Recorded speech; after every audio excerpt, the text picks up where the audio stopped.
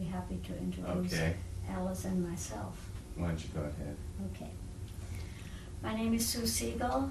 I'm here to listen to the story of Alice Bodes, who is gracious enough to talk to us about her life experience as part of the Kindertransport. And with me are two other interviewers. Cindy Klimek and Jackie Caldwell. Nice meeting you. My name is Alice Bodie. It's Bodie. Thank you. It's August 22nd. Well, let's begin by listening to your memories of your childhood. We all go back to that and think about what it was like to grow up in Vienna. I was born in Vienna to a very nice family. I'm the second. I have an older brother, and I grew up in Vienna, attending the best private high school called Mädchenrealgymnasium Albertgasse. And my life was full and happy until March 38, when Hitler troops marched over our borders. At that time, I was at the Vienna Opera with my school, and I had no idea what was going on. My brother, who is quite a bit older than I am, heard over the radio that Nazi stormtroopers are marching in downtown Vienna, and he left the party he was at, and he says, "Oh my God, I have to retrieve my little sister." And people tried to discourage him, but somehow he managed to find me.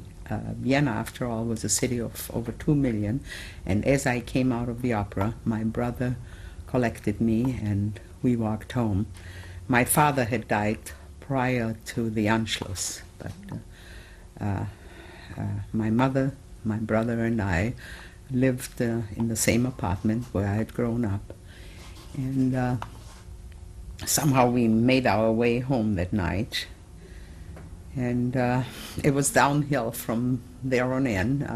Our main object at the time was trying to get my brother out, because he had served in the Austrian army, and in view of everything that was going on, we were very concerned. And fortunately, he managed to get an affidavit for the United States, and he left in August of 38,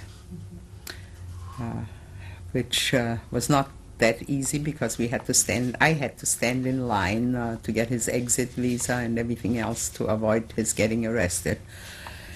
And unfortunately, my mother and I did not register for the U.S. visa at the same time, for the quota number, at the same time as my brother did.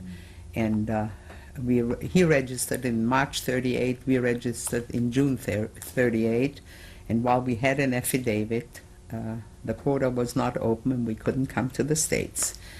And I then tried everything to get my mother and myself out. My mother was born in Czechoslovakia, so she was under a different quota than my brother and I were. And I registered for everything I could possibly find. I registered to go on a Hachshara to Israel, and by sheer coincidence, I heard there was a registration in Vienna to get 10,000 Jewish children out of Nazi Germany. And somehow I managed to register for it, not knowing whether I had a chance. And fortunately, in April 39, I was able to get on the Kindertransport. That is after, and I'm sure you heard the stories, what happened on the 10th of November 38 in Vienna. It is a night I shall never forget as long as I live. People were arrested left and right, and windows were smashed of Jewish stores, and synagogues burned, and many of our friends disappeared forever that night. But anyway, getting back to the, in April 39, I was fortunate enough to be notified by the Wiener Kultusgemeinde that I'm one of the children that will get on that transport. And the day I left Vienna, I left with my number on here and number on the suitcase, and we came to the railroad station. My mother took me, and all my uncles and aunts that were still in Vienna. And as we boarded the train, the SS troops were marching back and forth, and they said that if any jewelry or more than 10 marks apiece is found on any child, the entire train will go to a concentration camp. So it was a beautiful send-off. And after I said goodbye, while I was saying goodbye to my family, I saw a young woman, and this is always on my mind, and I mentioned that at our reunion in London last year.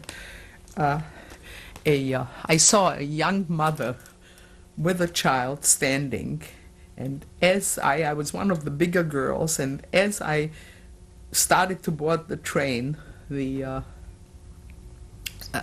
mother came rushing up to me, total stranger, and she handed me her, I would say, about 2 to 2.5-year-old child, a beautiful child. And with tears in her eyes, she said to me, "Please take care of my baby." And the child was also part of the children's transport. She had a number and suitcase. And I always loved dolls. I loved children. And I took that little child and I took her on the train with me. And Excuse me, Alice, how old were you at that time? I was about 15 and a half, going on 16. And so I was considered among the big compartment. And as I held the little girl, she held on to me, and that's when the SS locked the doors and all the windows were closed, and the train slowly pulled out of the station. And I looked out the window. My mother was crying, my uncles and aunts were crying, but at that very moment, the mother of the little girl I held fainted. And that was the last I saw. The train pulled out, and the little girl held on to me. And I, soon after we left Vienna, I realized that the girl was running a temperature. And I had to get a hold of, we were being escorted. I had to get a hold of a elderly couple that were escorting us. And I asked them to take her, and she was running a temperature. I think it was the excitement. And I've often wondered what has happened to that little girl. I don't know her name. In fact, I didn't know anybody on the children's transport. I was in a compartment with more or less children all my age. I only knew one girl whom I later saw in Chicago, and she has since died. But otherwise, I didn't know anybody. Did you get to know each other on the transport? Well, I made a personal vow to myself.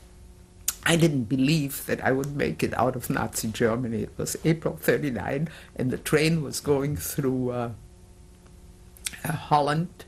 through Germany, through Germany into Holland. And I made a vow that I would not eat anything until I made it out of Nazi Germany, because the SS kept on running through, telling us we may not make it. You know, they were very encouraging. And I remember sitting in the corner, and I was hungry and tired and excited, and all of a sudden, and this is always in front of my eyes, I saw a gray uniform. I opened my eyes and I saw a gray uniform, and he mumbled something, and I jumped up and I said, "What did you say?" And he said, he said, Dutch Red Cross. And that's when I jumped up and fell around. I have always been very enthusiastic. I fell around his neck and I spilled all the coffee and donuts he was holding. But I realized I was on the other side. And from Holland, and this is all described from Holland, we went to Hook of Holland and then over to Harwich.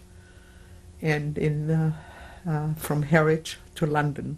And we arrived in London, and it was like two enemy camps. The children were all on one side, and the people that were waiting for us were on the other side. And we were called by numbers, and different women stepped up to the microphone on the other side. And I remember a boy about 14 years old sitting next to me, and some woman stepped up, and an English woman, and I guess he didn't particularly appreciate the way she looked, and he said, if they call my name or number now, I'm not going. And sure enough, they called his name or number. But I was one of the lucky ones. I was with an extremely nice family. Was a husband and wife. He was a retired headmaster, and she was a school teacher. They had 3 sons, who to this day consider me their little sister. Last year when we were in London, they had a big celebration for us. And I have a very nice note from them here.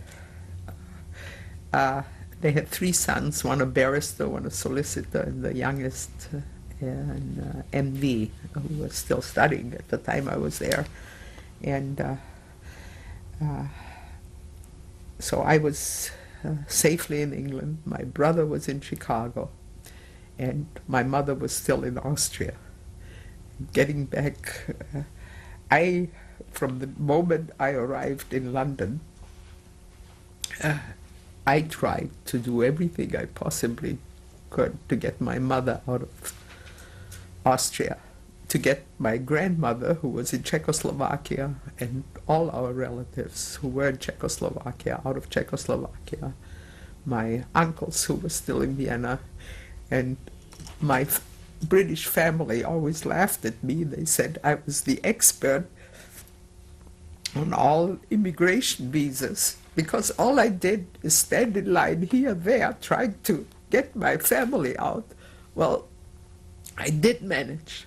My mother had her affidavit from my brother from Chicago, but she was Czech quota, so I did manage to get my mother out in August 1939, just a few days before the war started, and she came to London.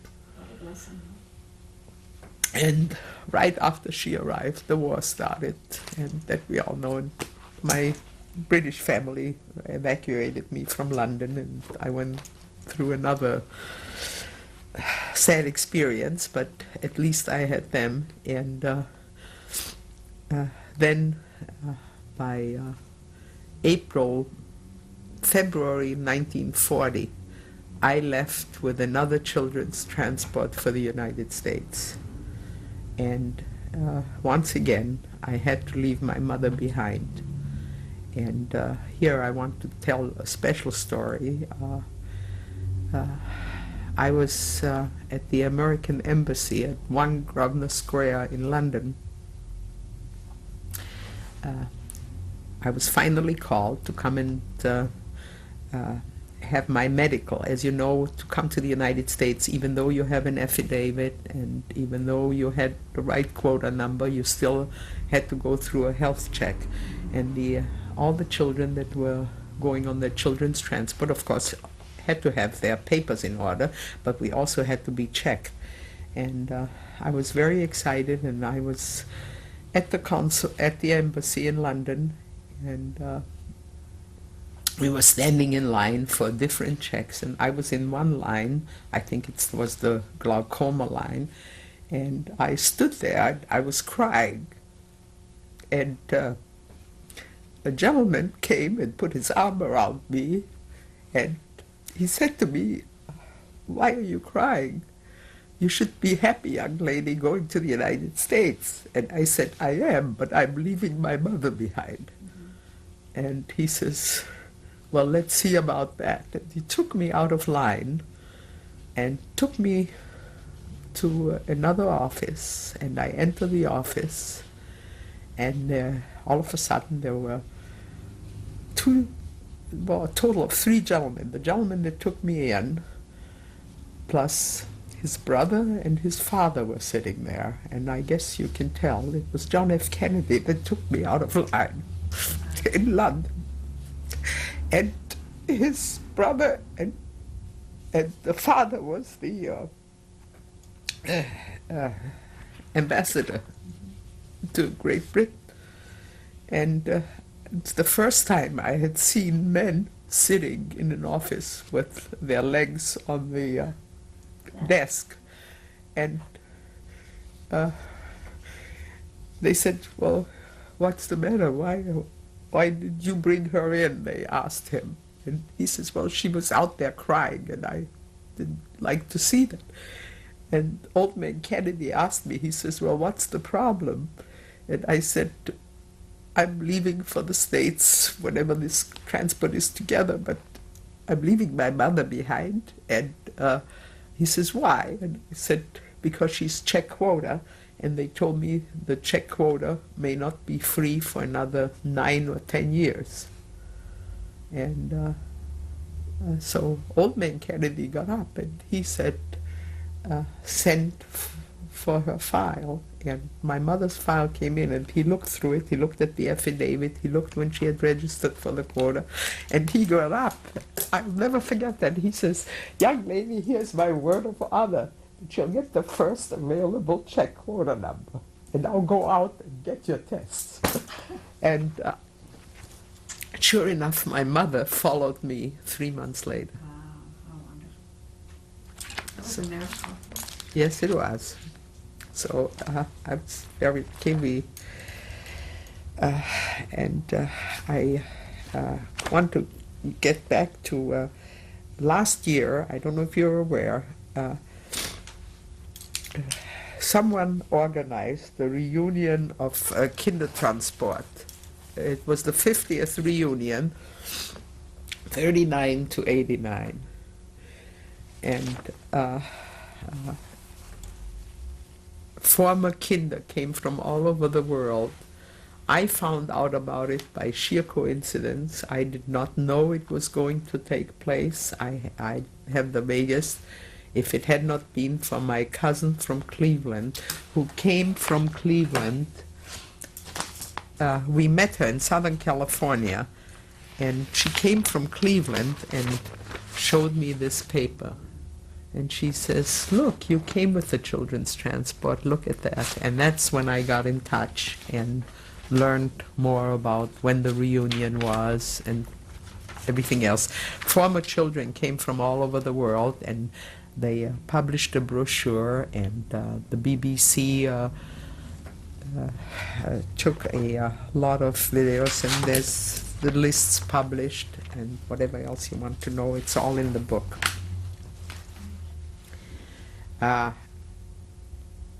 Aside from my personal, during my mother's family in Czechoslovakia is completely wiped out. My grandmother, my uncle, my aunts, plural, my cousins, they were all sent to Theresienstadt, and never heard from again. Whether they died in Theresienstadt or whether they died in Auschwitz, I don't know. I've been told, I've been assured by others that my grandmother at least died a normal death, supposedly, in the arms of another inmate in Theresienstadt. Whether or not that's so, I don't know. My husband and I have made several trips to Czechoslovakia, where our family property is, and since no one returned from the entire Czech family, the property was left to my mother. My mother has since died, and the property then was left to my brother and myself. We are the only survivors. And of course, as you know, there was the communist takeover of Czechoslovakia when my husband and I were 2 years ago in Czechoslovakia. I approached the authorities because the people in the village where my grandmother lived just think the world of the family, and they were after us to go to the authorities that things had eased up and we should see what I can get for the property at this time. And my husband and I drove to PSEC, which is the government offices, and I walked in and I wanted to say who I am, and the gentleman met us at the door, and he had a big file on our vast holdings there, and he said, I know who you are, just sit down. And so I said, I speak Czech incidentally perfectly because I never attended Czech schools, but thanks to my mother, I spent all my vacations in Czechoslovakia. And I said, I just want to know how much you're going to give us for our property. And the gentleman put his arms like this, and he said, I hate to tell you, it's no longer your property, it's our property. That just outgot me. And I did not exactly use choice words. I said, the heck it is. And at that point, I got up and I said to him, even if in my lifetime I shall never see my property again, one day my children or their children will come back and claim what is rightly and justly theirs. And I told my husband, get me out of Czechoslovakia. We drove out that night and I slammed the door in his face. Well, things have changed since then, and I don't know what's going to happen to it, but it too went down the drain. Of course, we lost everything in Austria. Where in Austria did your mother's family come from? Well, no, my father was born and raised in Vienna, and we were born. My mother is from the foot of the Bohemian woods, from it's near Tabor. It's in a beautiful area. I spent all my happy childhood vacations there, and it's just a very sad when you think that everything disappeared, and especially that my family, my mother was one of four, all her three sisters, husbands, my cousins, everybody gone. And my father's family, fortunately from Austria, all but one sister managed to get out, and that sister was sent to Auschwitz and also never heard from again. May I ask you a few questions? One of the things that I was wondering about was what it was like to grow up in Vienna, and that particular girls' school you were describing. Was there any anti-Semitism among your classmates in the early 30s when Hitler came to power? Well, Hitler was not in power in Austria until 1938. I know, but I mean, was there any overt expression of anti-Semitism during the time that he came to power in Germany? Not that I, as a child, could perceive. Not to that point, especially not, since my father was very proud. My father was an officer in World War I, and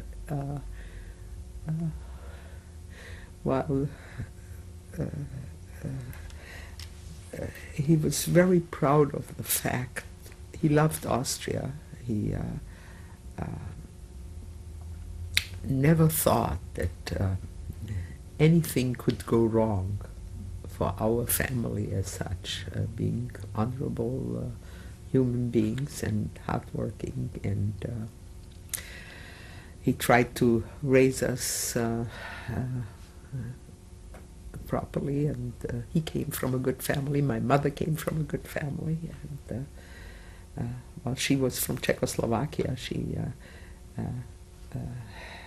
lived and worked in Vienna before she ever met him, and she spoke beautiful German, and of course my father was a veteran of World War One, and Did you have any life as Jews? Did you belong to a Jewish oh congregation? yes, indeed. Oh yes, You my had father. Jewish holidays? Oh, of course, of course.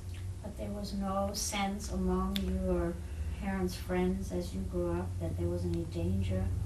Yes, yes. Very good friends of ours living across the street from us, Schaffers, and family that lived across the street from us decided to leave Austria, I guess in 1933, because of anti-Semitic feelings they perceived. I wasn't aware of it at the time, and in fact, that particular family, my father died, unfortunately, in 1934, and that family, in 35, invited me to join them in Glasgow, Scotland, and I spent a year in Glasgow with them.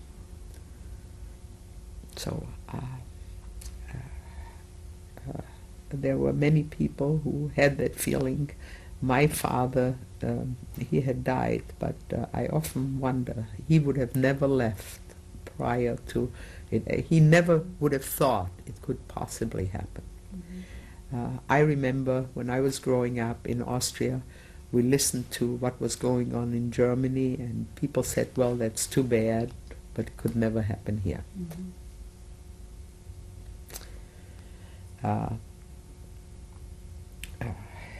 During one thing that I would like to make a point is the reason my mother and I were so anxious to get my brother out. As you may know, the Nazis were arresting for no reason at all, especially young men. And so we tried to get my brother out and succeeded in getting him out in August 38. Austria was invaded in March 38. And I wanted to make a point.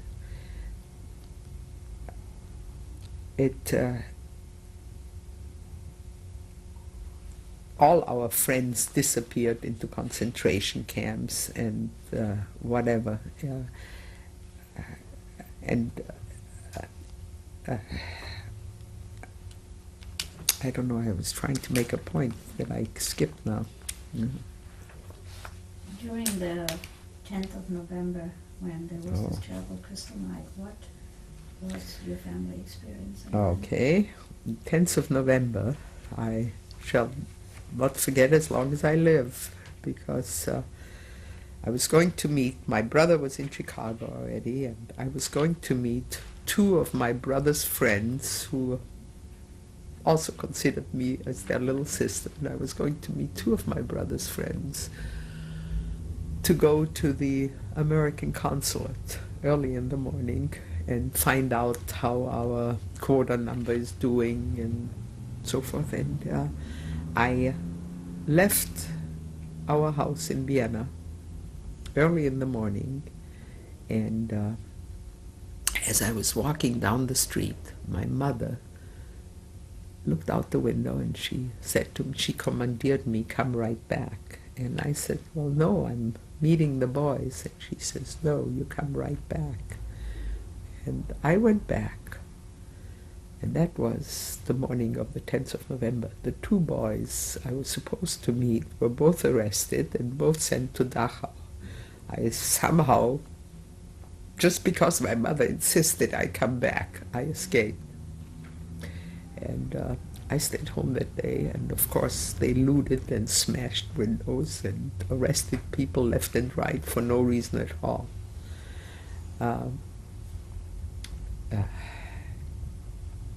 In a way, I count it as a blessing that my father did not live to see that day. He was very proud Viennese. He was born in Vienna. He was a very honorable human being. He served in World War I, and he would never believe that this could happen. as most of us couldn't.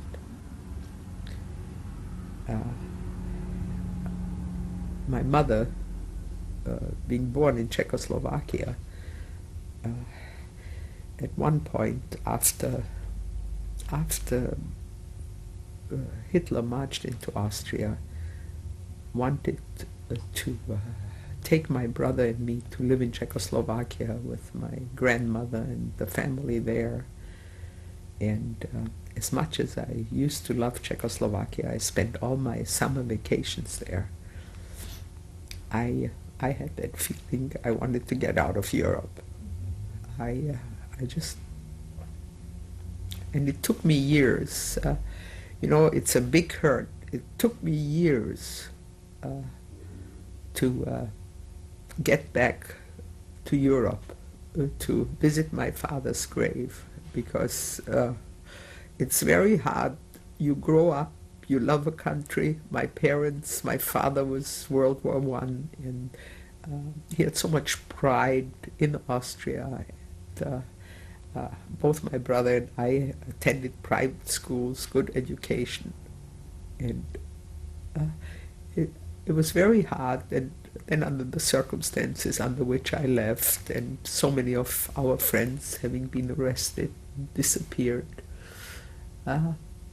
I just couldn't get myself to go back. And my husband finally, in 1974,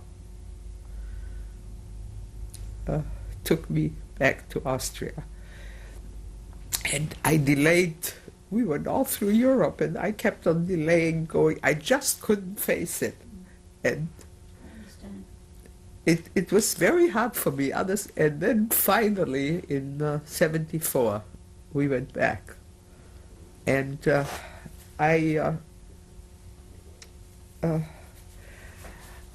it was very hard coming back to Vienna.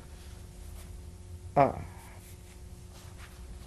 remember the circumstances under which I left, when the Nazis, as I said, I left with the children's transport, locked us in.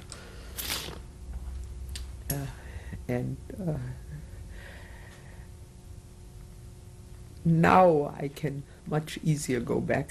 But I wanted to go back in 74 to visit my father's grave. And incidentally, I also visited my grandparents' graves. My father is buried on the fourth. We have 4 gates in Austria. My grandparents are buried on the first door, whatever it's called, and which is completely devastated. The graves are knocked over. And it was only by coincidence that we even managed to dig it up and out. And I understand, since we had the reunion in London, that there are some groups that are trying to have that restored. So it. What were your feelings when you went back? The first time? Yes. What did you have any desire to see any of your schoolmates, and wondered what happened to them? Well, I went to my old school. I went to the best private school in Vienna, very expensive school. I went there, and they had me, the principal of the school welcomed me and had me speak in front of different classes. She invited me to speak, and they were amazed how good my German still is after all these years. So I said, well, it was a good school once upon a time. It was Mädchenrealgymnasium Albertgasse. It was considered the best private school in Austria.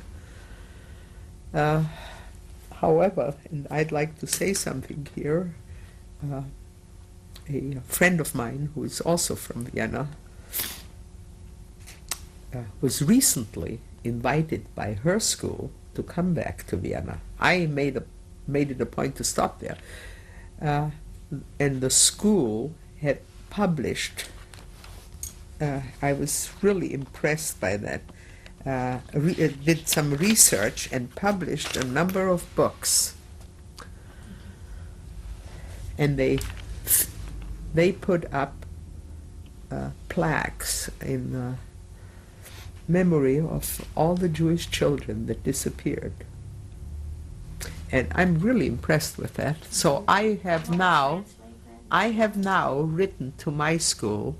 I'm serious. I've written to my school, and I said they ought to be ashamed of themselves that they didn't do anything on that basis, and I'm still waiting for an answer. And they ought to be ashamed. I understand this school put up memorial plaques for all the children that have disappeared. And the school, you want me to translate this? Would be interesting. Yeah, well, I think it is outstanding. My friend's school published a book, 1938 to 1988, called Vom Umgang mit unserer Vergangenheit.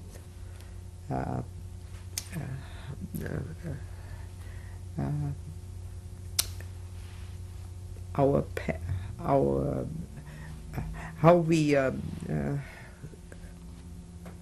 we got along with our past. Wouldn't you translate it that way?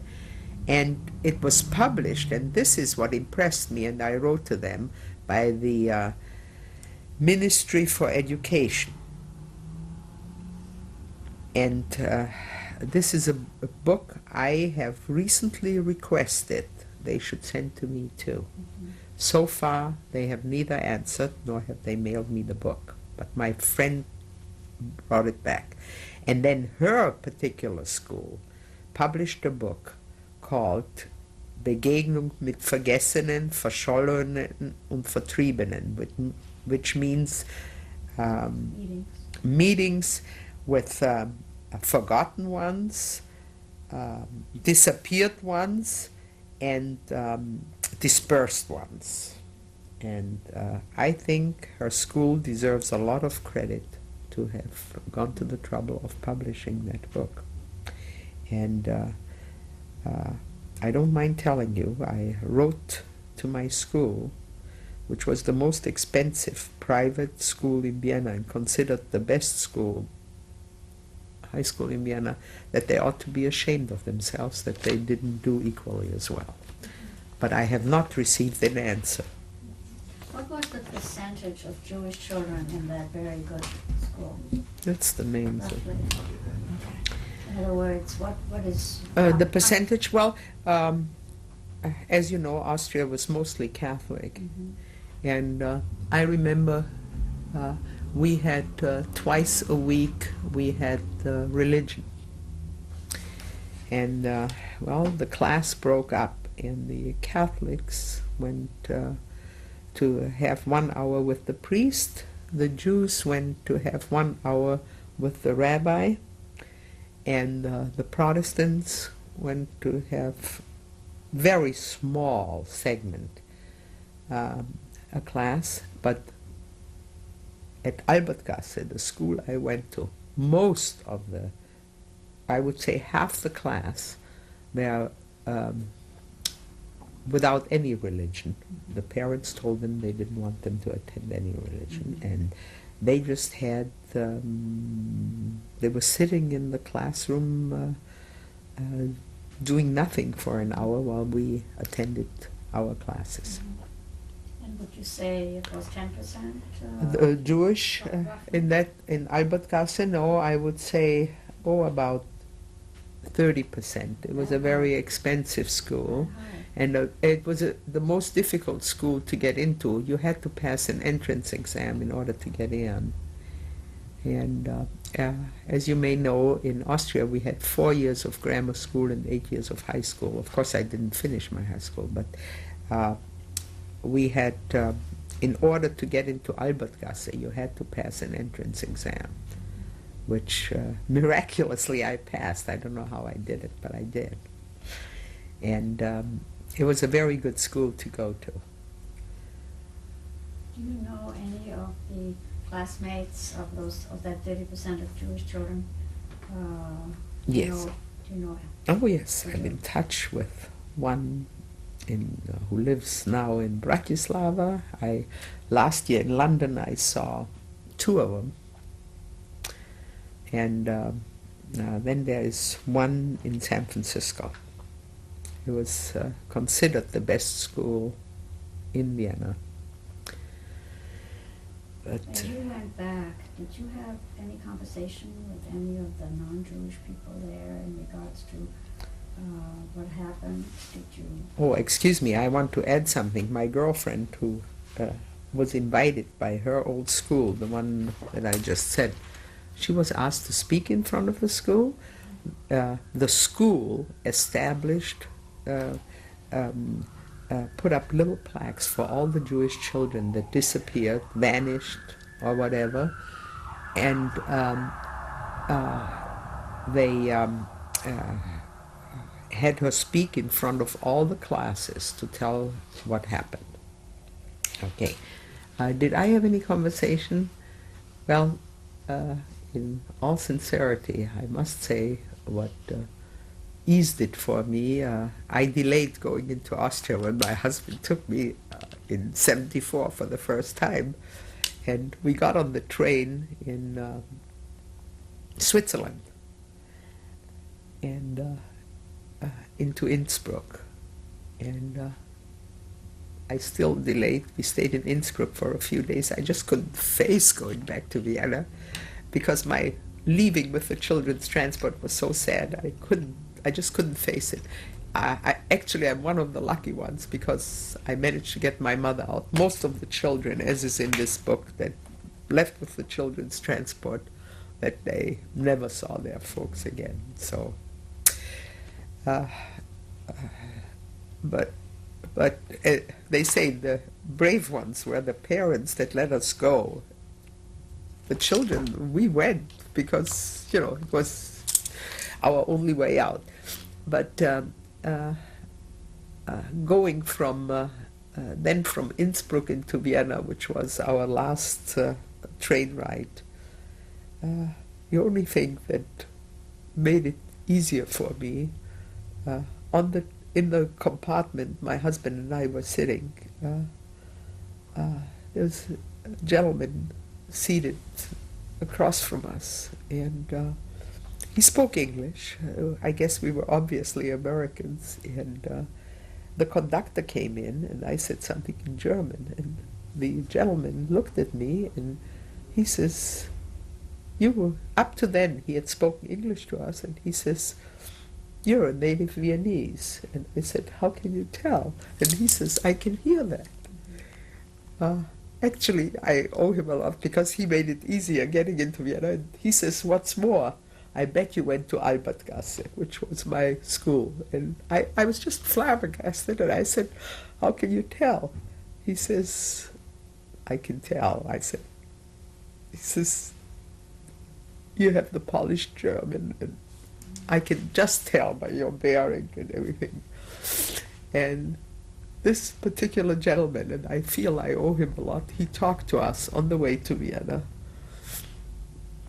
And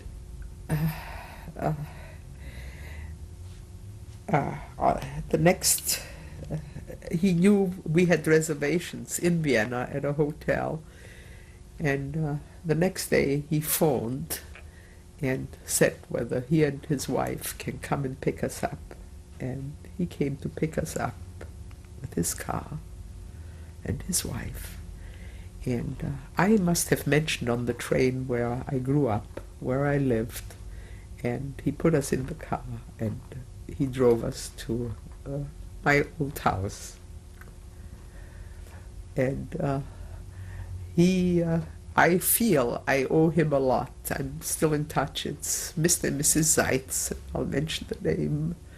He has made it easier for me to return to Austria. I've since returned several times, but only because of him. Otherwise, I want to visit my father's grave. He took me to my old house, and I went to the cemetery to visit my father, and I visited my old school, but they have done absolutely nothing, and I wonder if my letter now that I have written, whether they will try to. Lots of kids I went to school with have disappeared, vanished. This man, Mr. Zeitz, did he have any comments on what happened during the Auschwitz? Well, What was that's what I want to tell you. And my husband and I, a year ago, when we returned, well, at that time, we just met him. He made it a personal crusade to apologize to me what happened.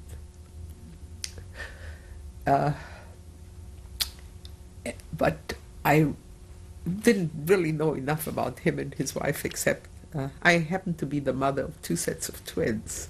And Mr. and Mrs. Zeitz also happened to have a set of twins. My claim to fame, their claim to fame. And we were in Austria a year ago on my way to the children's transport reunion. And Mr. Zeitz, I didn't know this. We met him in '74, and we have been close since, and they have really tried everything to. They've sent me records from Austria and flowers and so forth. We were in Vienna, and they invited us over, and he told me, for the first time, I did not know this, that he was adopted. And he was adopted by by Mr. and Mrs. Zeitz. His mother was Jewish. Is that correct, Chet? His mother was Jewish. Yeah, his mother was Jewish. And when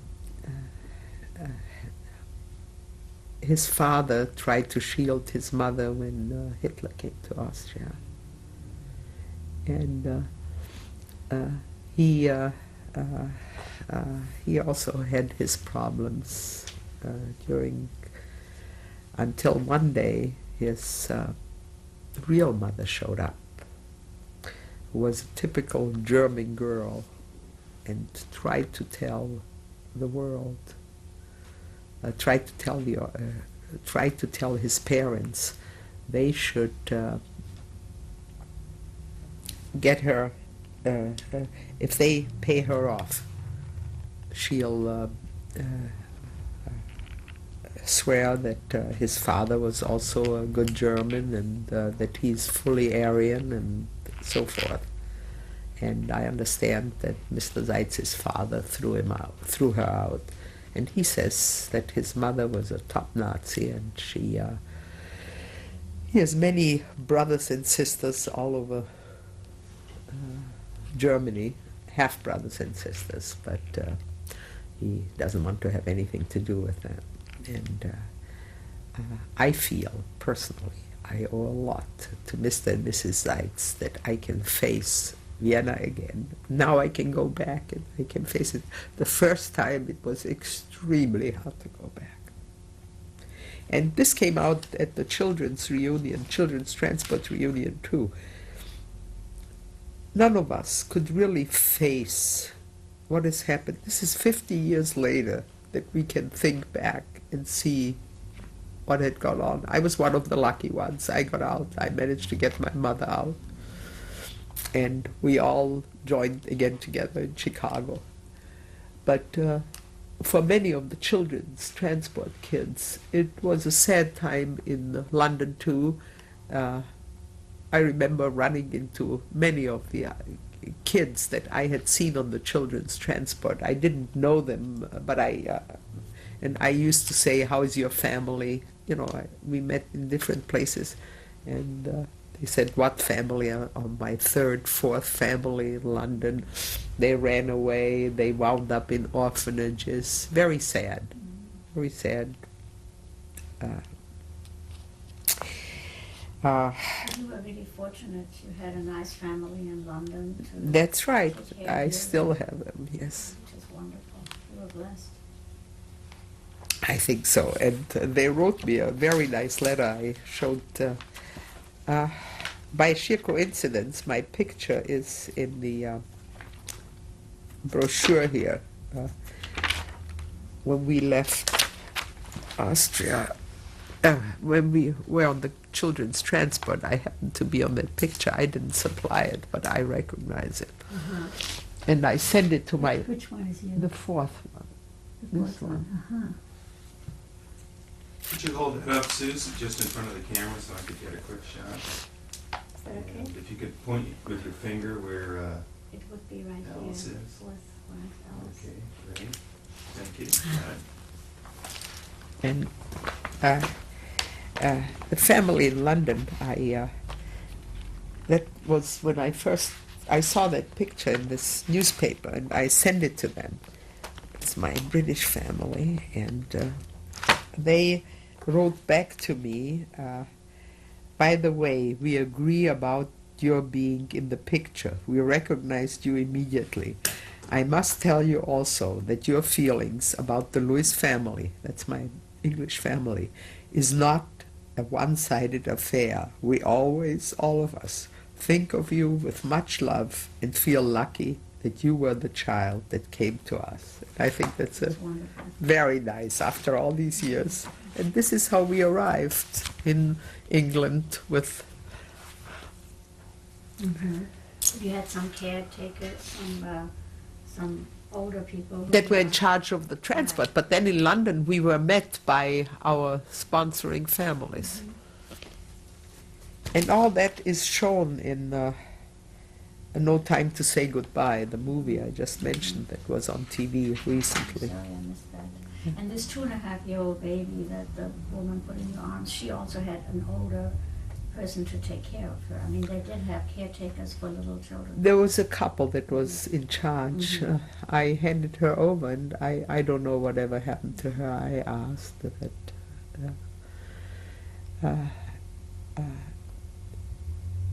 It's, it is.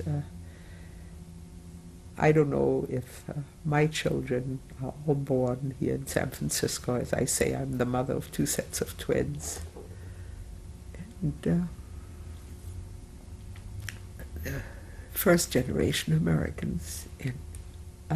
And I found that out at the children's transport. None of us have really been able to talk about what has happened. I don't think my kids ever realized until I went back for this, what happened. I mean, the rug was pulled right under us. My dad, I had a very wonderful father. He thought he had secured our future. And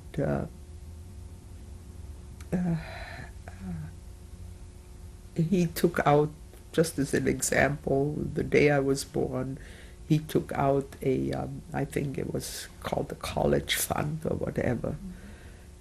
And of course everything was taken. And as sorry as I am that I lost my father so young, I'm glad that he died before Hitler marched over our borders, because it would have been very difficult for him to grasp that it's happening to us. He was a very proud Viennese. And incidentally, I forgot to mention that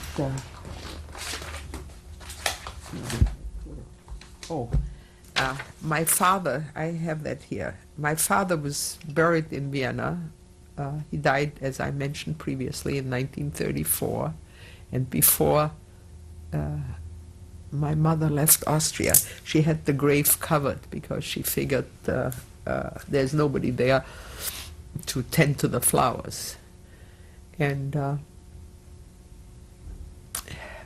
when I visited my father's grave, finally, after all these years,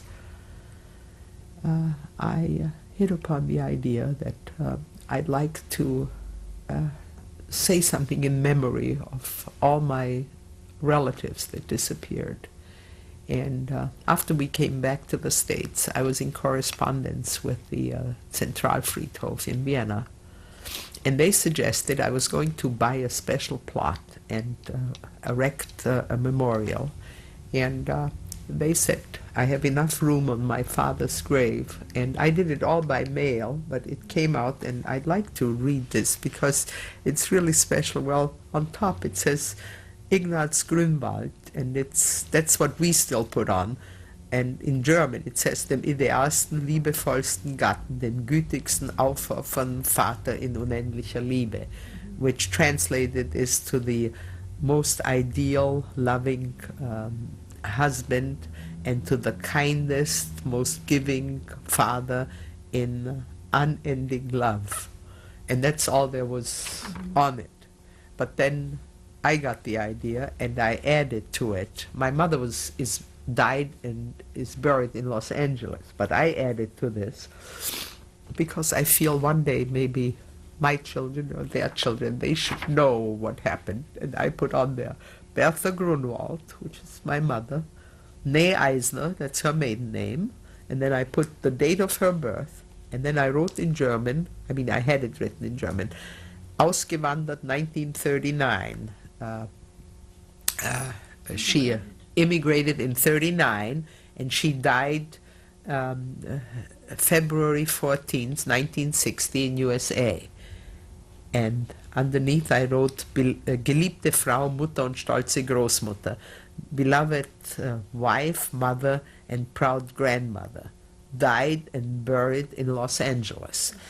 I wrote that and had that written in English, and then I deliberately wrote it in English. Further mourning, dear relatives, victims of Nazi atrocities. And then I went over to German, vernichtet aber nie vergessen. Done away with, but never to be forgotten. And then I listed all the relatives that disappeared, and underneath, by name, and underneath I wrote, all perished in concentration camps, 1942 to 45, lovingly remembered by close family in USA. It's very good. So you may want to read Very this good. part That's of a me. very wonderful idea. Well, You want to take that? Can you see that? Why don't I get a shot of that at the end, At the end, okay. and any other photos? We'll get nice full screen shots of them at the end. Tell us, would you like to tell us a little bit about we want to see that. what happened after you came to America, what your life was like when you met your husband? I came with another children's transport to America, and during the war, and again we were escorted, and I came on the Georgic, British Cunard line, and arrived in New York, and my brother, I had no money. My brother sent me a letter. He knew I was on the way, but it was wartime, and he sent me a letter with railroad tickets to go to Chicago. And fortunately, it was delivered, even though it was delivered to me upon arrival. And I was always an independent soul. I traded in the railroad tickets for bus tickets because the railroad ticket to Chicago, he had paid $28, and I could go by Greyhound bus for $16. So I figured I'm way ahead of the game.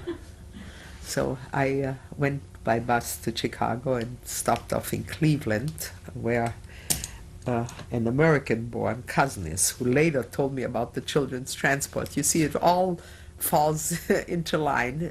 I stopped off in Cleveland to meet my American relatives, and she was a little girl then, but she remembered I came by Kindertransport, so when she saw that in the Cleveland paper, she notified me now. And I came to Chicago, and distant relatives whom I didn't even know I had issued my affidavit. And when I arrived in Chicago, which was quite a different arrival from arriving in England, these distant relatives had a child, and they put me in the room with their little baby boy, and my cousin's wife announced to me the first morning that she has a job for me. I can work as a maid for her friends. And I was absolutely devastated. This was my first morning in the United States, in Chicago. And I was always very proud, and besides I spoke English, you know, I'd just come from England, and I said, well, if I have to work as a maid, I'm sure I won't have any problems finding a job myself. Thank you very much. And I, all by myself, I took the elevated. I don't know if you know Chicago. My brother was staying with other relatives, and my mother was still in London, and I got on the L, and I asked for downtown Chicago, which was the Loop. I didn't even know where I was going, and I went to downtown Chicago, and I went to the employment office, and I heard there was a job in a Jewish orphanage as a preschool teacher. And I went there, and it was the answer to all my prayers, because I could live there too. And I came home that afternoon to my new family here in Chicago, you know, and they wanted to know if I want to take the job that she has for me. And I said, no, thank you. I'm moving today. I am going to be a preschool teacher in an orphanage in Chicago. And the gentleman, who happens to be a dentist, he drove me that very afternoon. I spoke to my brother, and he says, how did you ever find downtown? I said, well, you know me, I find anything. And this was just a blessing. They paid me $10 a week, room and board, and they did all my laundry. Out of the $10 a week, I saved $9.90. I had no expenses whatsoever. In the evening, I went to Lakeview High School. This is where I met my best friend, who went back to Vienna. But it was just wonderful. I had all my meals, and I couldn't have done better. And $10 a week was very good in 1940. And they did my laundry. They did everything. I really enjoyed being there. And then I used to walk to Lakeview High School in order not to spend any money for a streetcar fare. I had no money. But I saved enough money there that my brother and I, when my mother got the visa, we could send her the money to come to the States. And then my mother came, and then we took an apartment. My brother and I took an apartment on the north side of Chicago, and then I managed to get a job at Allied Screw Machine Company, a school of mechanical trades, which later became a war plant. But my English was good, and my shorthand was good, and I was very lucky to get the job in Chicago. And You were a family again. oh yeah, we were a family again, and my brother and I both worked and saved our money. And a girl I met in Lakeview High School, who, it so happens, I didn't know her in Vienna. She was also from Vienna, and we became very close friends. And we later left Chicago, and we did it all under our own steam, though. We lived and worked in New York for a year and a half, and I worked for an import-export company. And then from New York, we left again and I went to Florida. I worked in Miami Beach, Florida for a year and a half. And we were going to stay only one winter in Miami, but then we made, everybody told us the summers in Florida are terrible. And to me, it was a challenge. So I wanted to see what the summer is like. We stayed through another summer, and then we stayed another winter. And we saved our money in Florida. And we had enough money saved then to come to California. And it took us 8 weeks to get here. We crisscrossed the United States. We went by Greyhound bus. But they used to call us the unpredictable twosome. We crisscrossed the United States and with the intention of coming to San Francisco, staying here for a year, and then going on to Alaska and Hawaii, working. But both of us got married in San Francisco, and that was the end of the line. I've since been to Alaska and Hawaii, but not with Lily, but we are still the greatest of friends. So this was funny. They called us the unpredictable twosome. We always charged ahead. And then I came up with 2 sets of twins. That was unpredictable too. Yes. And during the time you were traveling, your mother was in... Well, my mother was in Chicago. My brother, during World War II, my brother was in the service. He was in Germany. He was in military intelligence because of his German. And when Lily and I were in Florida, my brother was, and her brother too, both our brothers were in the service and in Europe. And my mother was in Chicago, and later my brother got out of the service, I think, in '46, and then he went back to Chicago. And after Lily and I were settled in California, my brother managed to get a transfer from his company also to California. We are the trailblazers. And my mother and brother moved to Los Angeles, and my mother died in Los Angeles, but at least she did come to California. It was her dream, but it was very hard for her. She lost all her family in Czechoslovakia, we found out since. I have been looking, I forgot to mention that, my mother's youngest sister, and I have pictures at home, was married in Yugoslavia. She lived in Zagreb and in Belgrade later. And they had a little girl, my cousin Yushinka. And the last we heard about them, that they were put on a train in Yugoslavia that went through Prague. Our Czech relatives were still free at the time. And they were never heard from again. My little cousin was 4 years old. After the war, my mother advertised for the little girl because we figured maybe she survived.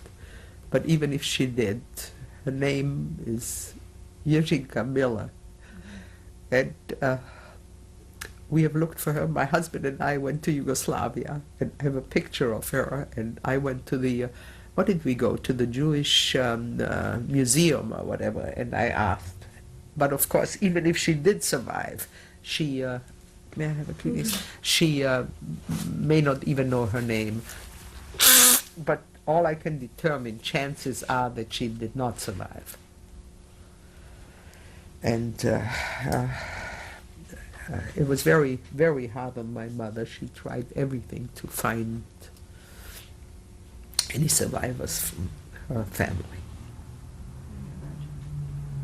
How did she adjust to life in America? Did she get into feeling of belonging? Yeah, well, yes, but she was very sad about, you know, my dad thought he had provided for us, and yeah, everything just went different. But we tried to create as good a life for her as we could, and sh- at least, as I found out at the children's reunion, I was one of the few children that saw her family again. Most of the children that left on that Kindertransport never saw their parents again. And as they said, the brave ones were not the children that left, it was the parents that let us go. And I think that's, of course, you know, my father always used to say, you should know everything and need nothing.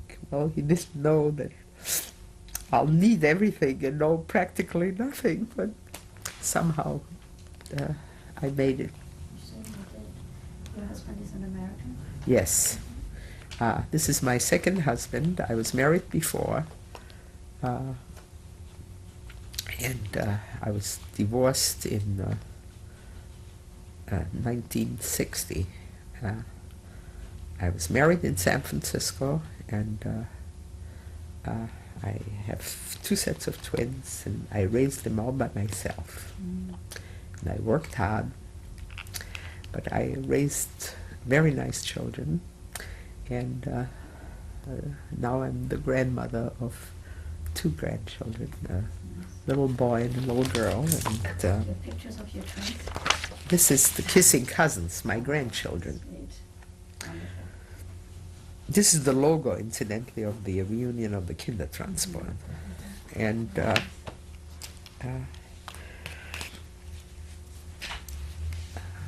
have a wonderful story. no, it's just a few of the, I don't know if you want to call them highlights of the sad, but overall. What else would you like to share with us that you haven't maybe given us only a brief outline, but would you like to fill in? Well, yeah, I think, I don't know what else.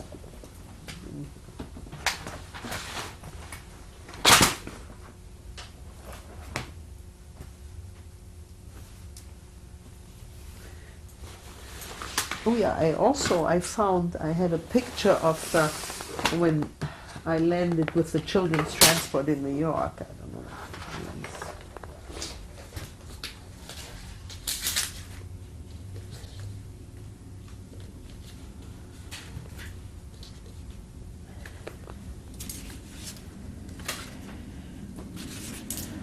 It's nice that you kept a scrapbook. I don't know.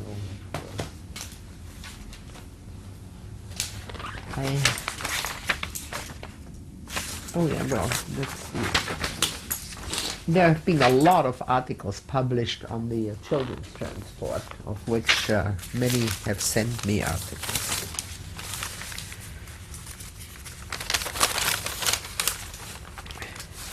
Let's see, I have this.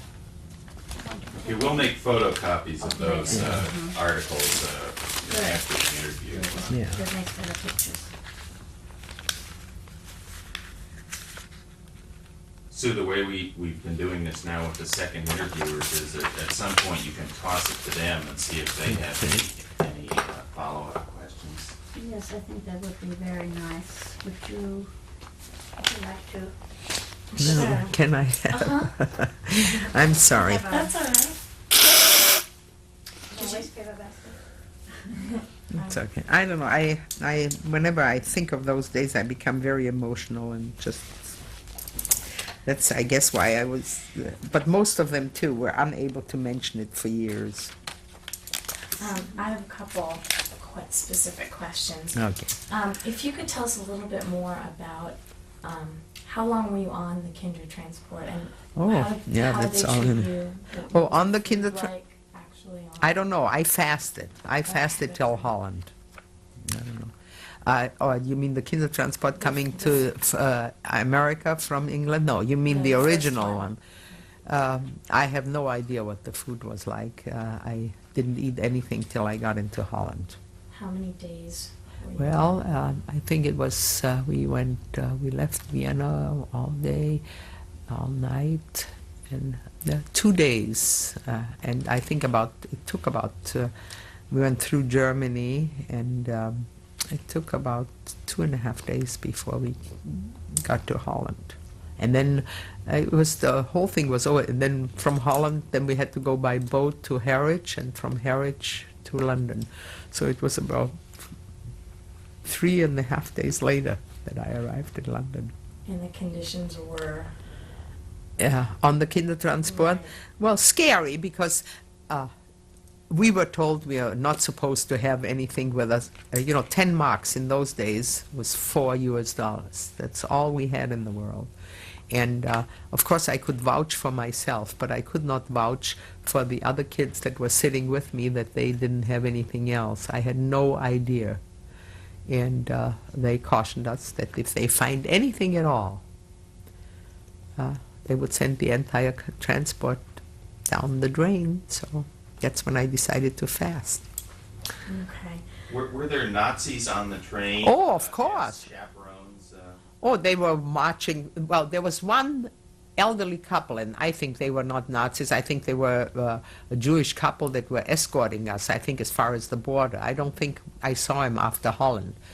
But the Nazis were continually going through the train. Oh, indeed, in the black uniforms. Were they searching people for?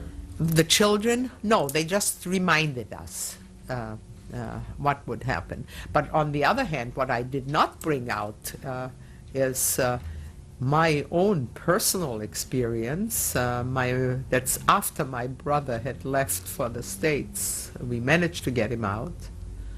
He left in August 38, and I remember I was sitting there typing a letter to my brother, and our front doorbell rang, and my mother went to the door, and 2 SS men came in, marched in, pushed my mother aside, and walked straight to me, and I can still hear it, and pulled the paper out of the typewriter that I was writing. And he says, "What are you doing?" And I said, "Writing to my brother." And he says, "We have to take the typewriter for tests to see if any anti-government material, I mean, they'll use any excuse, was written." And I can still, the noise, we had a Royal typewriter, it was my mother's, and they pulled the paper out, and they took the typewriter and marched right out. And I can just see that, and I can still hear it, how they did it. And the next sad experience was my mother and I were home, and our front doorbell rang, and 2 SS men came in, and they said to my mother, "Where are your men?" And my mother, fortunately, had very good presence of mind, and my mother said, "Well, my husband," and she proceeds giving them the grave number and where he is, and he yelled at her. And then they wanted to know, "And your son?" And my mother said, "He's in America." And then they went through the house. They looked behind all the pictures, whether we had any safes behind the pictures. And they stopped in front of our coal bin, which was halfway between the kitchen and the maid's quarters, and he wanted to know what was in the coal bin. And to tell you the truth, we had some very important stuff in the coal bin. And my mother stood there, and I opened up the coal bin, and I said, "Well, coal, you want some?"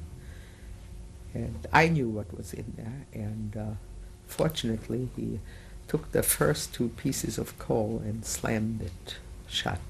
And afterwards my mother and I were standing there with our knees knocking.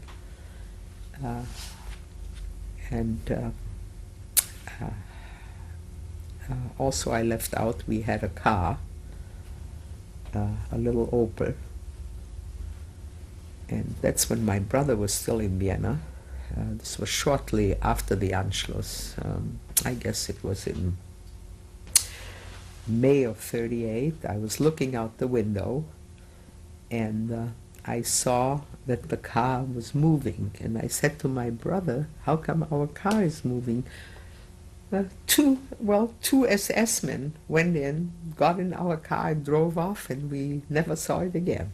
It was just like that. And same as so.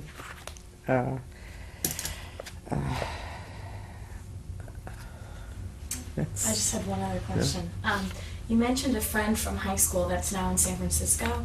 Was this friend also a survivor, or did she? Oh yeah, she yes, she went with me to high school in at Albertgasse in Vienna, and but she didn't leave with the children's transport. She must have left with her parents. I don't know how she left. Right. Would you give us her name, or if you knew the name of any other survivors? Oh yeah, well Question, I will be glad to give you the name of other survivors. My best friend Lily, the one I met in high school in Chicago, who is from Vienna. I did not know her in Vienna, but we met at Lakeview High in Chicago, and we became very close friends and have been close friends ever since. And we went to New York together, went to Florida together, we came to San Francisco together, and she lives in the East Bay, and I'll be glad to give it to you. Great. Jackie, did you? Yeah, I do. Before you left on the Kindertransport, would you and your mother tell each other things to reassure one another? Well, I tell you, when Hitler first marched into Austria, our Czech family, my mother's family, told her she should come back to Czechoslovakia. She can get her Czech citizenship back. She was born in Czechoslovakia, and she should go to Czechoslovakia. They wanted my mother, my brother, and me to go to Czechoslovakia.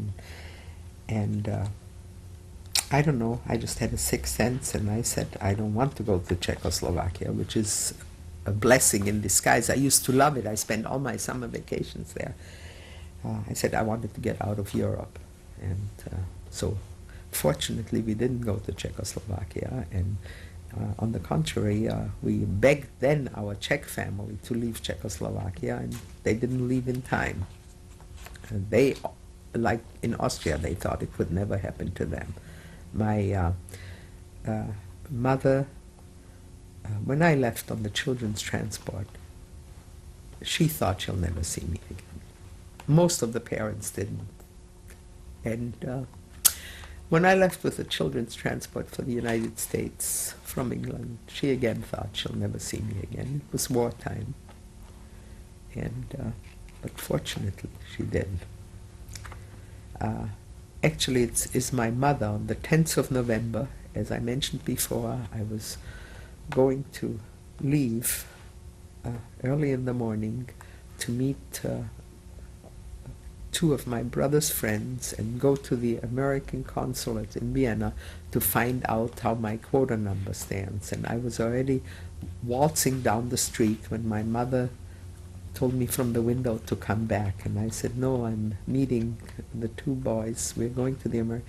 And she told me, you come right back. And I went back because she heard on the radio what the 10th of November, what was going on.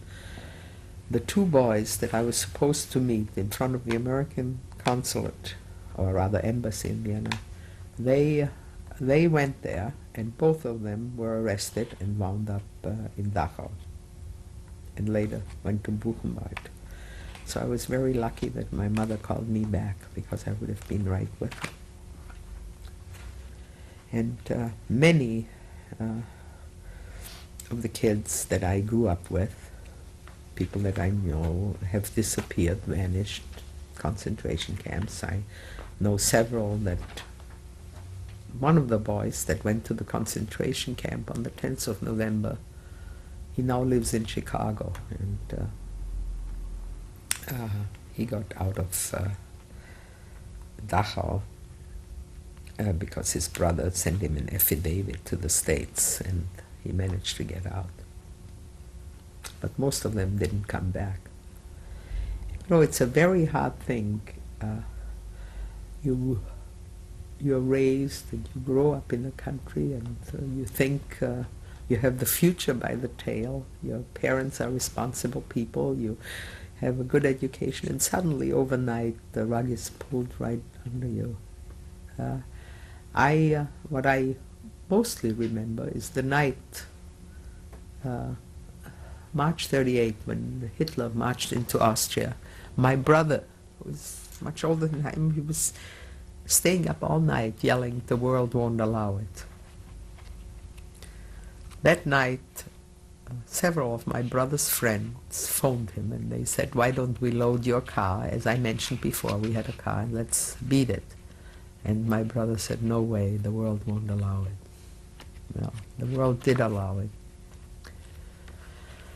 So in a way, I count it as a blessing that my dad, who loved Austria more than anything else, didn't live to see this, because he would have never believed that it could happen to him.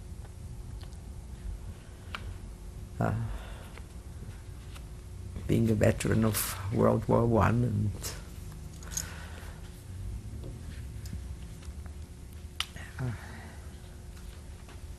What did you hang on to give you the strength to make it through the kinder transport and all the changes?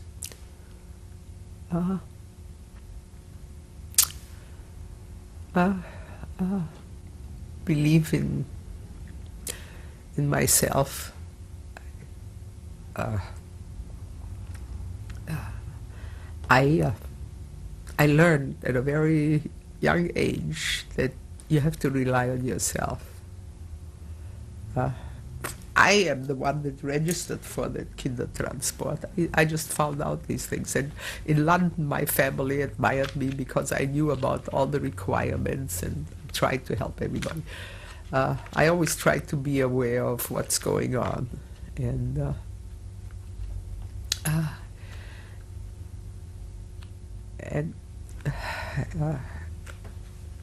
I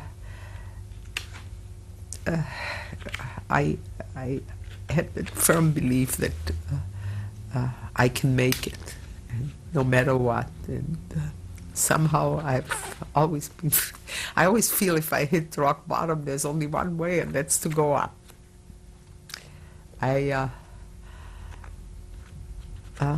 In 1960, when I divorced my husband, I was there with 2 sets of twins, and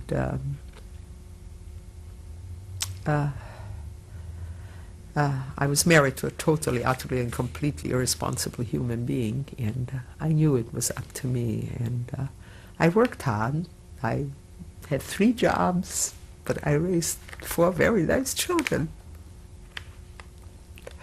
And they grew up very nicely. So I always feel you have to rely on yourself. And I made up for all the hard times in my second marriage. I have a wonderful husband. I'm married now for, 19 years to my husband. And he often says he doesn't know how I did it when I was alone and with the kids, but he says, I guess I didn't sleep very much, but I did it anyway. I worked as secretary during the day, an executive secretary, and I worked at night for the famous Fleur de Lis restaurant in San Anselmo. I am Mademoiselle Elise of the Fleur de Lis, and very often I can walk in San Francisco and people will say to me, Mademoiselle Elise. And Monsieur Charles was very good to me. And on weekends, I did process serving. And I did very well. Who took care of your children while you were working? Well, I did, or I had a girl from College of Marin living in, Sally, who was very nice. She did, and as all my coworkers, I'm very friendly with everybody I've ever worked with or had any association with. I get along well with people. And they have told my husband, I used to, from the office, I used to call home and say, did you read Time magazine yet? Have you done your homework? And I discuss, and the children all learned at a young age to cook. And I would cook by remote control. Whoever turn it was had to put it on and do it. And, you know, as I always say, my father always said you should know everything and need nothing. He didn't know that I'll need everything and know nothing, but somehow I made it. And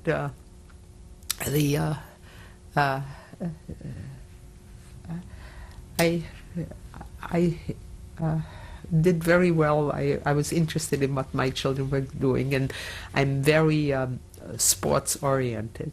I still am, and I exposed the children to many worthwhile activities, which they all still pursue. Are you comfortable talking with your children about your experiences?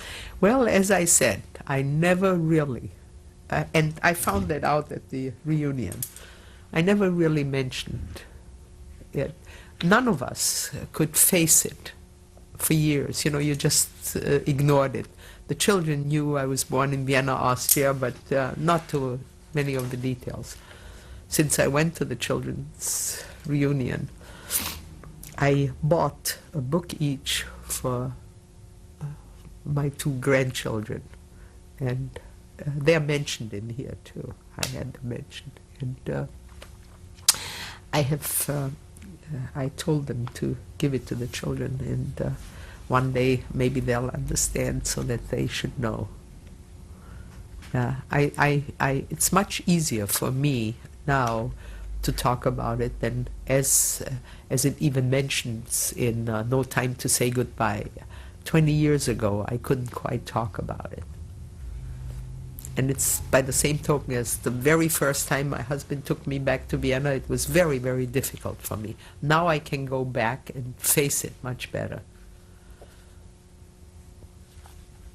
But I feel that many have that identical feeling. And I still feel that my old school, and I have written to the board in Vienna, should do as well as Lily's school did, and put something up in memory of all of us that went there and that disappeared and vanished.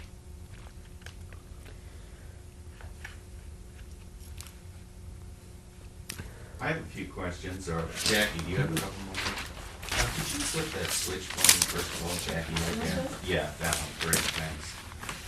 If I could ask a couple of questions. Sure. You mentioned the scare you had with the SS going through your coal bin, and that there was That's something hidden in there. What was it that was hidden in the coal bin? Okay, I'll tell you exactly. Okay, my father had died in '34, and had a life insurance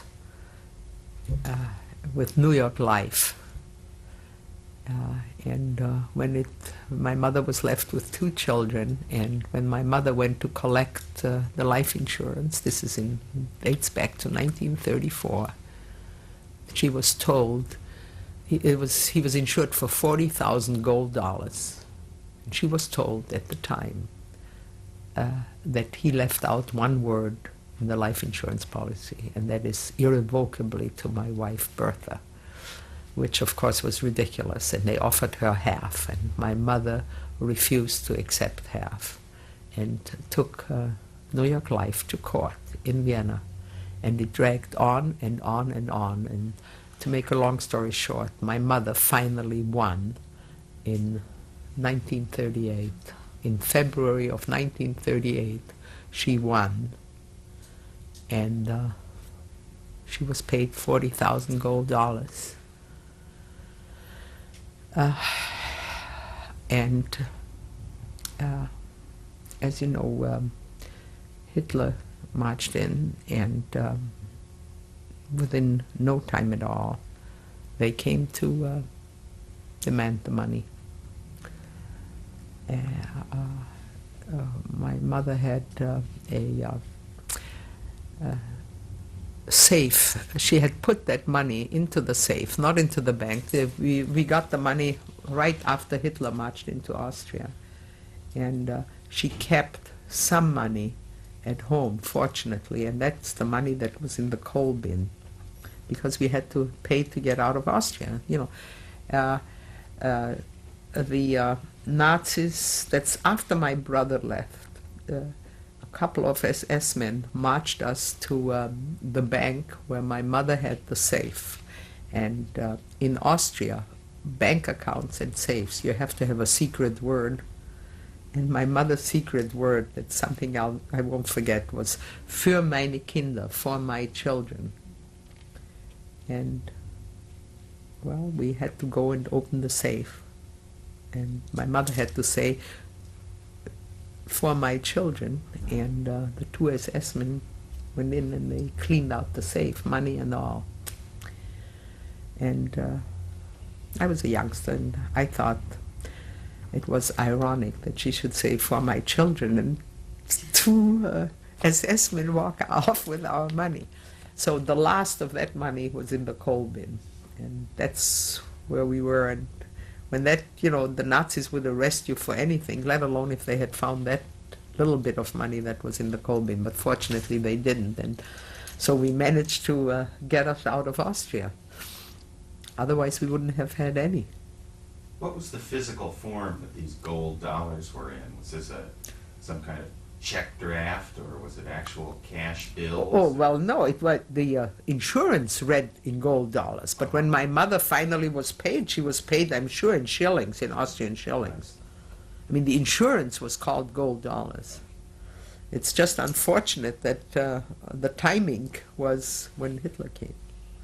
And of course they also, let's see, my father, I didn't know enough of the details, my father had some stocks, French stocks and bonds or something, and that was in the safe, and we had to order the money back to Austria, and they took that too. They, I forgot to mention one thing. That's after my brother had left.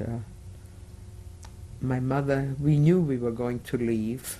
I guess I was already scheduled for the children's transport, and my mother was advertising for furniture for sale, and she wasn't home, I was home, and the family came and bought our kitchen furniture, paid me for it, and my mother wasn't home, and took the kitchen furniture.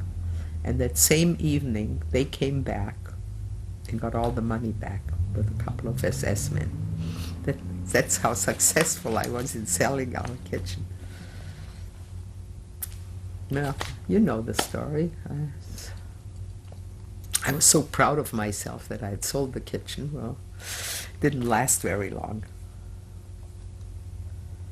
You mentioned on the transport that you fasted for 2.5 days, and you sort of linked that to the SS threat that they would punish people if they found any That's right. Goods. I didn't quite understand the connection between that threat and the fasting for 2.5 days. I made a personal vow to myself. If I will fast until I make it out of Nazi Germany. I somehow had the feeling that while I tried, that I'll never make it out. This was over a year later. You know, Austria was invaded in March 38. This was 39, April 39. I had been registered all over the place, and I had an affidavit to come to the States, but the quota number wasn't open. I really didn't believe in it anymore. And when we were on that train and I saw how they talked, and so many people had disappeared already, that I wasn't quite sure. And I was so scared.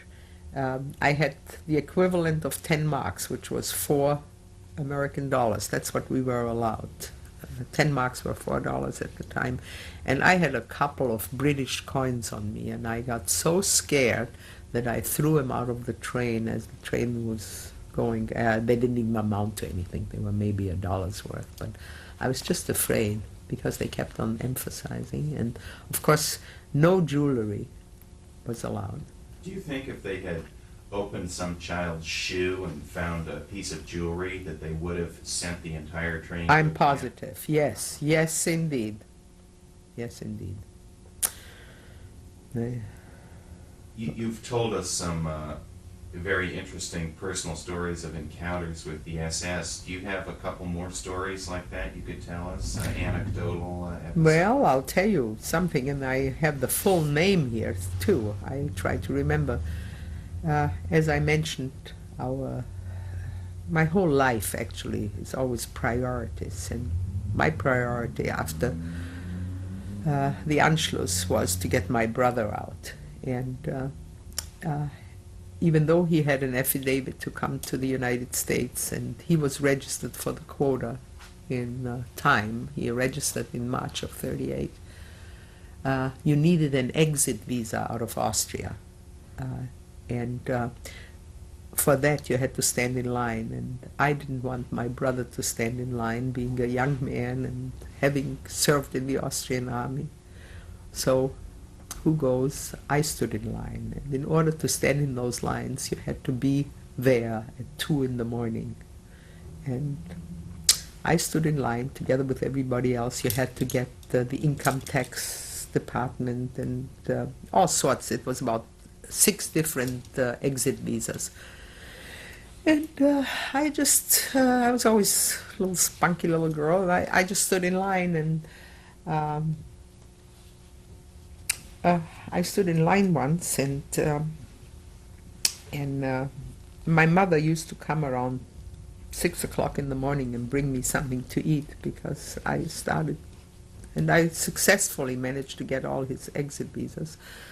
But there I stood in line.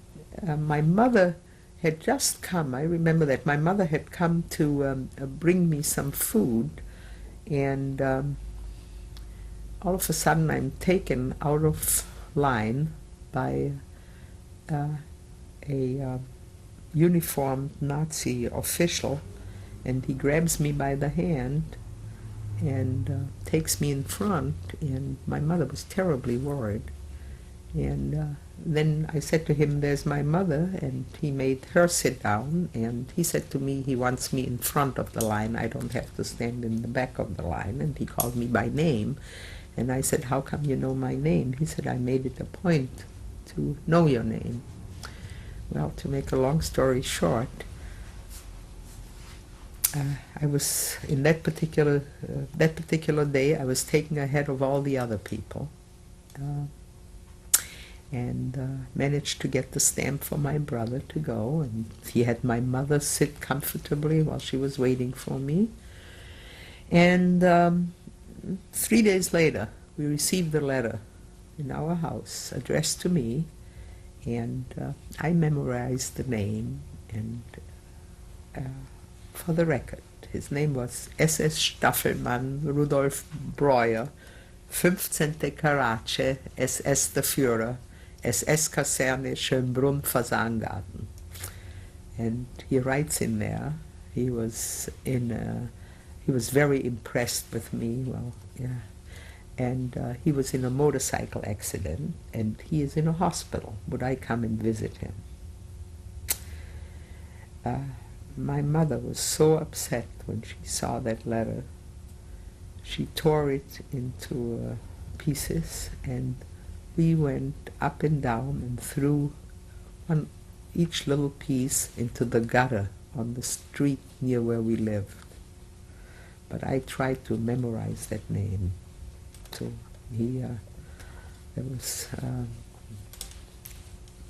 Did you have any interaction with him after this? I should say not. I left shortly thereafter, but I tried to... my mother said he wrote a couple more letters. And he wrote me in the letter that I should not be afraid to come and see him. And he knew, of course, I was Jewish, but I guess it didn't faze him in the least. And he says, please come and see me, and he wants to see me, and so forth. Well, I didn't. How do you understand the apparent contradiction in his behavior from his point of view? Can you make some guesses about Well, that? he said that to me when he pulled me in front of the line. He says, even though he was not a soldier, he was in a Nazi uniform, and as I say, he was part of SS der Führer, which I think was one of the elite representatives of that group. But he says, I come from Germany, and in Germany we have long since dealt with the Jewish problem. I don't feel that way. That's what he said. And what do you think he meant by that? Well, he just wanted to have some fun with me. I was a young, innocent girl, and he must have seen me standing in line night after night. I don't think this was the first night he saw me. I doubt it. I did this for days, for weeks, and he just figured that he'll have some fun. In the meantime, he was in a motorcycle accident, so he thought it would be nice if I came to visit him.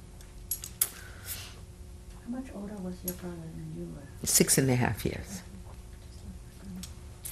Do you have another story about contact with the SS that you could tell us? We really like these individual anecdotes sort of things. My uncle my uncle Karl Grunwald had the finest leather good manufacturing place in Vienna. He was known practically all over the world. He used to export to Saks Fifth Avenue. He had a retail store and a factory wholesale store. My brother worked for my uncle. And as I say, he was the finest leather goods in Vienna. And shortly after the Anschluss, my brother was hauled out of the store to write on the retail store, on the windows, in large, you must have seen pictures of that, in large letters with paint, Jude, on my uncle's windows. And my brother was criticized at the time that the handwriting wasn't very good, and he says, well, I've never done it before. He at least retained his sense of humor. But my uncle, and I want to re-emphasize again, he was one of the most respected, well-known businessmen worldwide in Vienna, was hauled out of the store. It was shortly after the Anschluss. To come and scrub the streets. I don't know if any of you have seen the movies of what went on in Austria. Austria was just before election time, and we had to vote for Schuschnigg all over the streets. And some young hoodlums, because they had a uniform on, took it upon themselves to have fun. Incidentally, that's very well portrayed in Friendship in Vienna. It's a movie that was on TV not too long ago, and they show all this. And anyway, my uncle was asked to come along by an SR man that's in the brown uniform. And he was brought to a place where they had on the sidewalk, vote for Schuschnigg, regular propaganda. And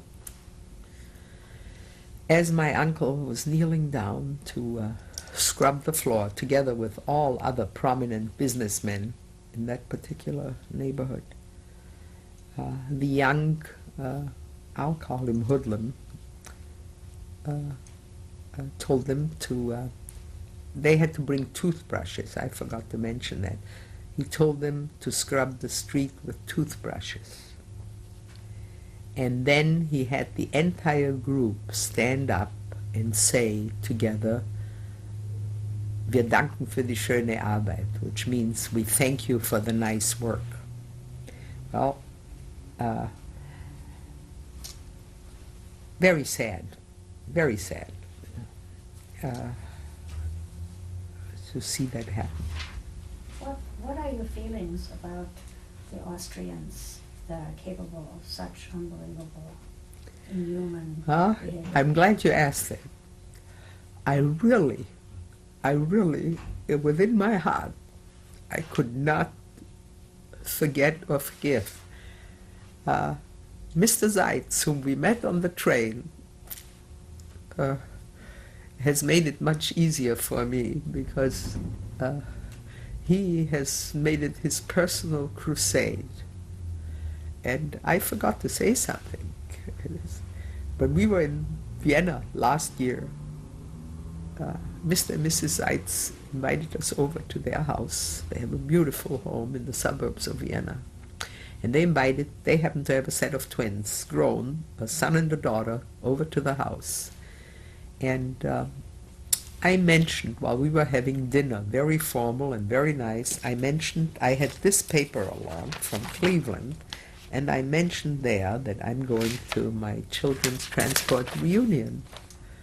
And the son, who is a school teacher, he's more than a school teacher, he's now at the Ministry for Education, a very nice young man, while we were having dinner, was very much interested in hearing about this, and he suddenly turned to and on his parents, and he said to his father, "How could you permit something like this to happen? Where were you when this was happening?" And, Mr. Seitz, who has been so nice and so bent over backwards, and the father was, and he says, "What do you want from me? I was 15 years old. And what could I do?" And he says, "But how could you live with yourself? How could you permit this to happen?" And he turned on his mother too, and he says, "Where were you when this was happening?" And she says, "I was going to school." And he says, "Well, why didn't you stop your parents?" He really, this, I must say, whereas Mr. Seitz turned to us and he says, "My son and I just don't see eye to eye." And actually, Mr. Seitz himself was an adopted child, and as I say, he was adopted by a Jewish mother. And he himself, but the son, I was happy to see that the new generation can see through a bit of what happened. And I think the new generation, both here and over there, should be made aware of what can and what has happened. I often think, where would my dad ever, in his wildest dreams, thought what happened could happen? Never. Yeah. It was nobody. I remember at home my parents used to talk about what's going on in Germany, and people talked about it, but then they forgot. They figured that's over there. It's another country. It can't happen here. But it can, and it did. And I'm sorry it did. It hurts me to think of the many people that died innocently, many of the children I went to school with. I don't know where they wound up or how they wound up. And even getting out was very hard. It was hard in England for many of the kids. I was lucky in that I was with a nice family. Many of the children I used to run into at Bloomsbury House in London. And I said, "How is your family?" They would say to me, "What family? I'm on my fourth family," or they wound up in orphanages.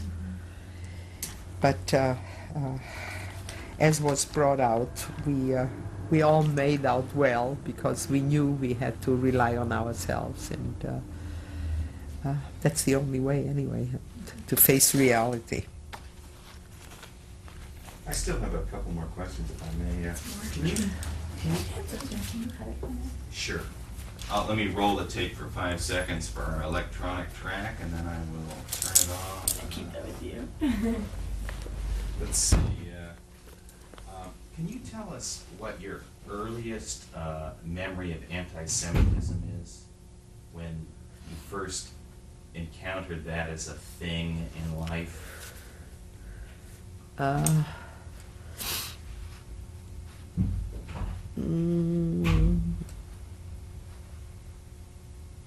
In school. What form did it take? Can you tell us a little about that? Well, in Austria, we had to have religion was part of the school system, and the way it was divided up in school is that the twice a week the priest would come to school and the Catholic kids would go to catechism. The Jewish kids would have a rabbi there and take him. It took place during the same hour, but we would go to different classrooms. There were very few Protestants in Austria, and the rest were non-believers, and they remained in the classroom. But somehow, some of the teachers in our school were very, very pro-Nazi, and they would know exactly which were the Jewish children, and at least we felt, especially, I remember, my English teacher, Professor Bittner, who was against all Jewish children in the classroom and gave us very poor grades, whether we deserved it or not. And emphasizing, which was not up to her at the time, how nice it would be to have a greater Germany.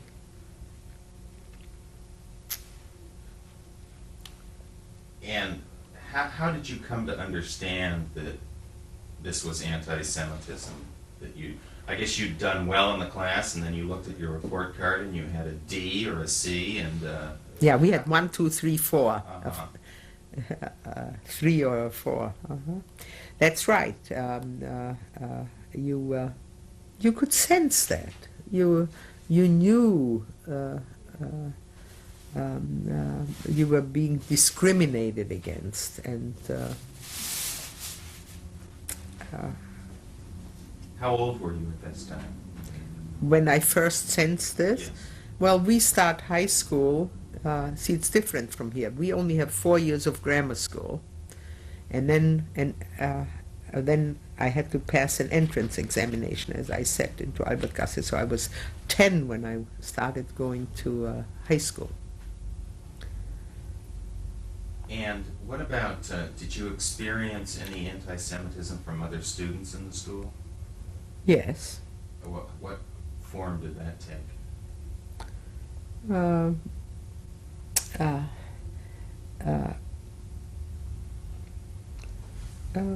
Just in remarks,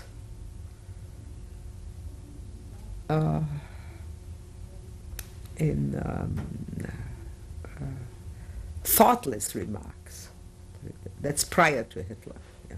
Thoughtless remarks. What sort of thoughtless remarks? What do you mean by thoughtless remarks? Generalization. The Jews are no good. The Jews are crooked. The Jews have caused the problems in Austria. And I don't know, the way I was raised is never to generalize anything and to stick to a subject, and I used to hate that. Those were remarks made by your fellow students? Oh, yeah, who were definitely. Repeating their parents' That's it dinner table exactly. conversation. That's precisely. Do you recall in 1933 when Hitler came to power in Germany, do you recall any, in your environment in Austria, the response of the adults or people in the environment to that? Well, as I mentioned, I was young, but I remember my dad being very worried about Germany, but strongly feeling it could never happen here. He loved Austria. He was a World War I veteran. He was born in Austria. His parents were born in Austria. He took great pride in his country and thought he had carved out a good future for his children. Was your family in your childhood a religious family? Yes, but modern religious, I would say, not in the black coats and the sideburns. No, in fact, I have a picture here of my dad. Would you say that your family was assimilated into Austrian society? Oh, Did you think definitely. of yourselves as Austrians before you thought of yourselves as Yes, Jewish? I would say so. That I would say so.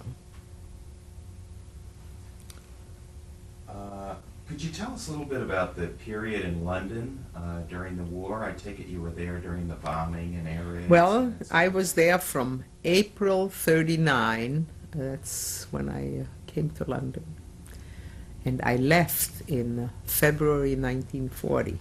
So I was just there from April 39 to 1940. Not 2 months. That's 10 months. 10 months, yeah. And the day I left, it was wartime, and first of all, my British family took me along to Woolhampton, which is between Reading and Newbury, a day before war broke out, because we piled all our not all our minimum belongings, and we left London because there was the scare that London would be bombed. And after being out there for about 6 weeks, we returned to London, as did everybody else. When I finally knew I'm going to go to the States, the American embassy advised me that I should have my steamer trunk packed, and they will pick it up. It is wartime, and they cannot tell me whether I'll leave in a week, in 2 weeks, in a month, or maybe a year, but I will be going to the States with the next available children's transport. And so my steamer trunk left, and I was only left a small suitcase. And one night they came knocking on my door, and they told me to be at Victoria Station at 7 o'clock the next morning. And I wanted to say goodbye to everybody. And I asked Mr. Lewis, my British family, to bring my little suitcase to Victoria Station. And Mr. Lewis said he would. In the meantime, I forget, was it the V1, so V2s that were flying against London? And I heard on the radio, I was saying goodbye to my mother, who lived someplace else. She did not stay with the same family I lived with. And I heard that